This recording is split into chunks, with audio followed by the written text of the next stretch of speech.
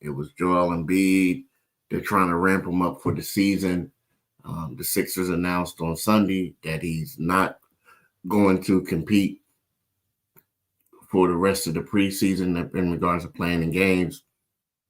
You know, you look at it and you say, okay, that's fine. It's not ideal, but it's something that you can deal with, right? And then all of a sudden, yesterday, you see where Paul George hyperextends his knee. And I'm no doctor, I'm not an expert, but I do know that it's one of those things that even yesterday, they'll look at it, they'll give it further examinations today, right? And then they'll come out with a timeline. Now, from what I read, is that a mild to mid could take anywhere from 2 to 4 weeks. Now there were some people, medical people, who went to social media yesterday that said it could be about a week, right? I don't know, and I do know that athletes tend to heal quicker um, than normal people, right? And a lot of it has to do with the round the clock treatment that they receive, whatever.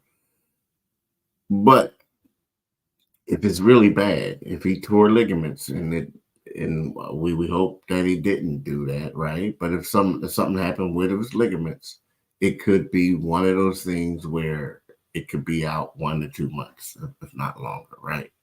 So you look at it and you say to yourself, here we go again. I mean, honestly, here we go again. It's one of those things where, the 76ers, you never know when something's about to happen, but you know it's bound to happen. And you look at it and you say to yourself, okay, so the big three could be the big one.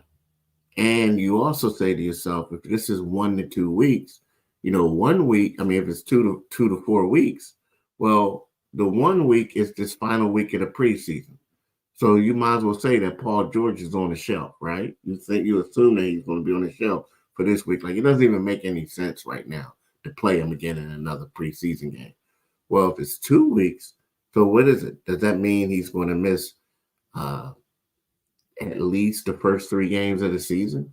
He's going to miss the October 23rd game against the Milwaukee Bucks. Then he's going to miss the 2-game road trip against the Toronto Raptors and the Indiana Pacers. So you're saying now, you're like, wow, like all this hype and hope and high expectations, is like now we're really dealing with injuries,